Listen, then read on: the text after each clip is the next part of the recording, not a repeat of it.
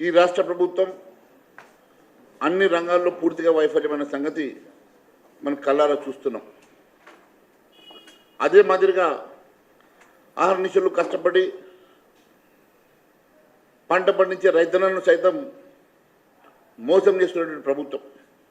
గత ప్రభుత్వం కూడా ఇదే మాదిరి రైతులు గోసపుచ్చుకుందనే ఆ ప్రభుత్వాన్ని బుద్ధి చెప్పి గద్దె దిస్తే ఈరోజు పెరంలోకి వెళ్ళి పోయిన పడ్డట్ల ఈ ప్రభుత్వం అంతకు మించి రైతాంగం మీద అరాచకాలు చేస్తున్న సంగతి కళ్ళారా చూస్తున్నాం. గత 45 రోజుల నుంచి రైతులు పండించిన పంటని కళ్ళలో పోసుకొని కళ్ళలో ఒత్తులు పెట్టుకొని ఎదురు చూస్తూ ఉంటే ధాన్యం కొనుగోలు జరగక ఒకవైపు అకాల వర్షాలు పడుతూ ఇబ్బంది పడుతున్నటువంటి సంగతి చూస్తున్నాం. సమయానికి లారీలు లేవని, సమయానికి బస్తాలు లేవని రకరకాలుగా రైతాంగాన్ని ఇబ్బంది పెడతా ఉంటే రాత్రి పవలు కుప్పల కాడ కావలు కాస్తూ రైతుల గోస వర్ణాతీతంగా ఉన్నది. మొన్ననే మనం చూసినాం, ధాన్యం దగ్గర కావలున్నటువంటి తాత మన్మన్ మీద పిడుగుబడి చనిపోయిన సంగతి విషాదకరమైనటువంటి సంగతి మనం కళ్ళారా చూసినాం. దీనంతటికీ కారణం ఈ ప్రభుత్వం కాదని అడుగుతున్నా. మరి ఎందుకు 45 రోజులు గడుస్తున్నా ఇప్పటికీ కళ్ళాల కాడ వడ్ల కుప్పలు పెద్ద ఎత్తున ఇంకా కొనుగోలు జరగక ఎందుకున్నాయి?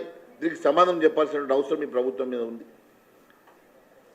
ఇంత ఎండలు కాస్తున్నటువంటి సమయంలో తేమ ఉందని, తెప్ప ఉన్నదని రకరకాలుగా రైతాంగానికి అబద్ధం చెప్పి గత ప్రభుత్వం మోసం చేసినట్టుగానే ఈ ప్రభుత్వం కూడా 40 కిలోల బస్తాకి 3 కిలోలు 4 కిలోలు అధికంగా జోకుతా ఉన్నది.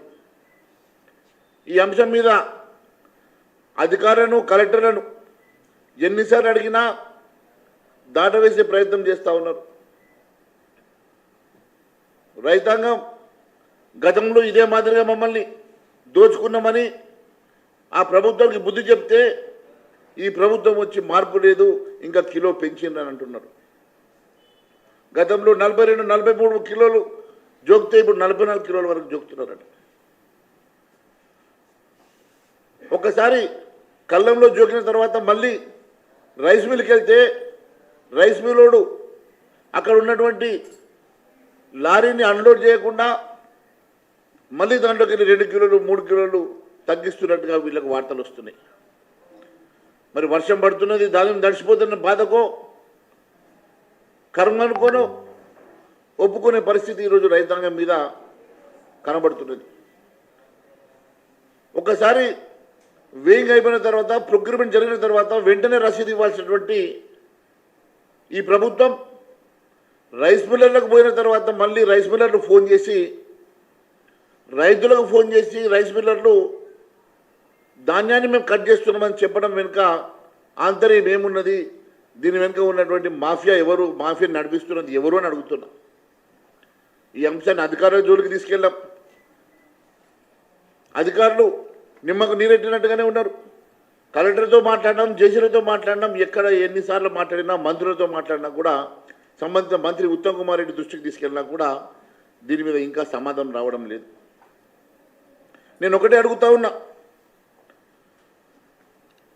ఈ రైతాంగాన్ని అన్ని రకాలుగా మోసం చేసి బోనస్ పేరు మీద మాట ఇచ్చి అది బోగస్ అని చెప్పి ఈ ప్రభుత్వం బోగస్ ప్రభుత్వంగా మారింది.